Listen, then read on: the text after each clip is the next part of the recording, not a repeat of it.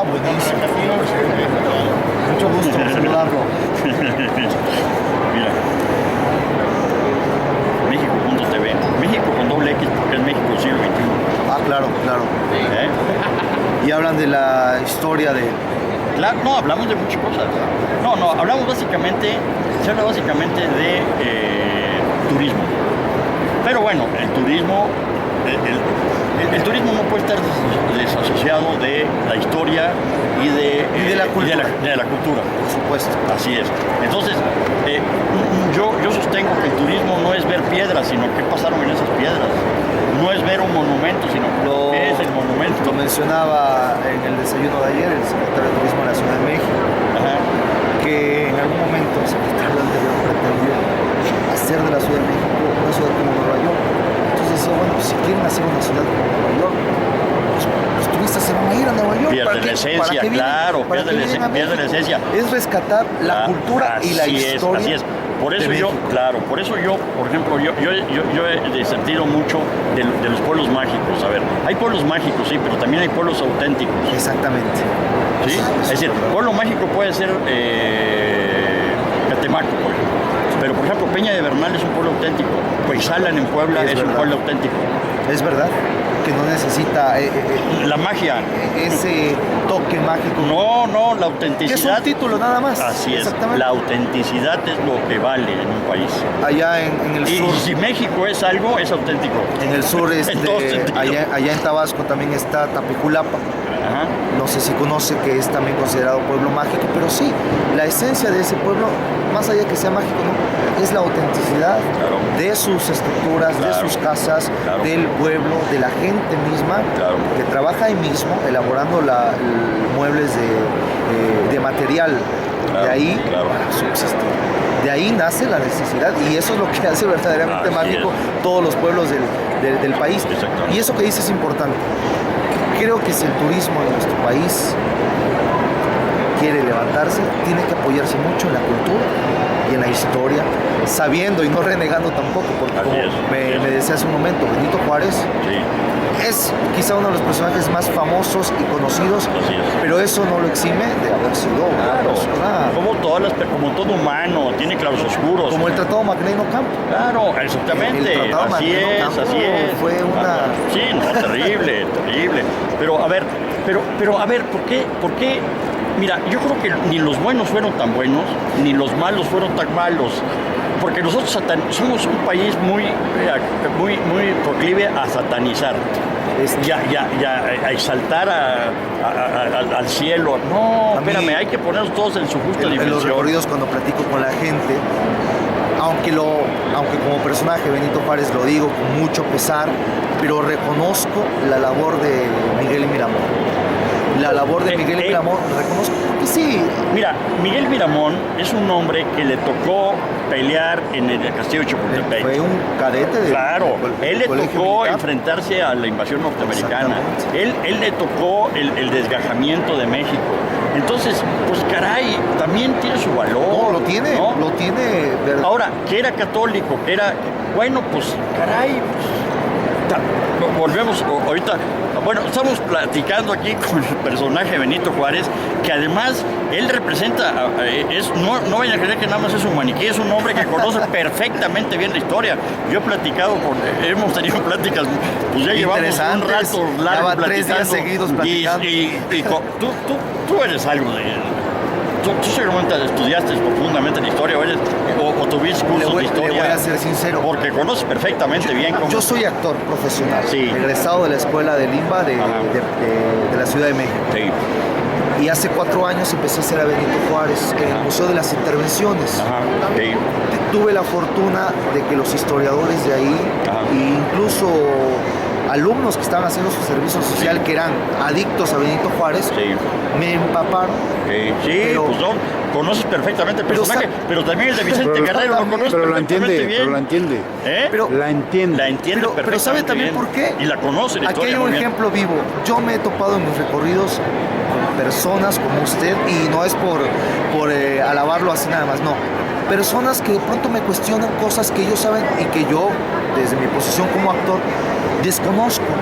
Por ejemplo, un dato menor quizá, me pregunta una vez una persona en uno de mis recorridos, oiga, don Benito, recuérdeme, por favor, él ya sabía, recuérdeme cuándo fue la primera vez que usted vio y conoció a Maximiliano de Habsburgo. Y yo eran mis primeros años, mis primeros meses, y le dije, lo conoció muerto. Y me dice, lo conoció muerto. Ellos nunca se entrevistaron. Fíjate, ¿sabes cuáles fueron las palabras de Juárez cuando vio a Maximiliano? Sí, claro. Nunca pensé que fuera tan alto. Así es. Cuando lo vio tendido. No, y la bronca en la que se metió Juárez, porque quedó, dice, bueno, esas son las cosas que se dicen, que quedó tan desfigurado el cadáver que no podía mandarlo a... Sí, es que se pasaron de... le metieron embalsamiento, hicieron un desastre terrible, sí. Y luego una mujer hace poco, una señora me aborda y me dice, ¿es usted un mentiroso? ¿Por qué? Porque a Maximiliano no lo fusilaron. Maximiliano lo mandaron, ella me dijo, a Maximiliano lo mandaron a Cuba. Sí, y Pedro Infante también se fue a Las Vegas. Y Elvis Presley todavía canta. No, bueno, pues los mitos se vuelven... Exactamente. Los reencarnan a los mitos. Exactamente. Y pues sí. Yo creo que la mejor retroalimentación que he tenido, más allá de, insisto, los historiadores del museo, personas como usted, es las personas, la gente que sabe. La gente sabe. Sí, y hay cosas también que le achacan a Juárez. Por ejemplo, ¿por qué mató a Maximiliano? Perdóname, Maximiliano fue el primero que dijo, todos los liberales me los fusilan. Así es.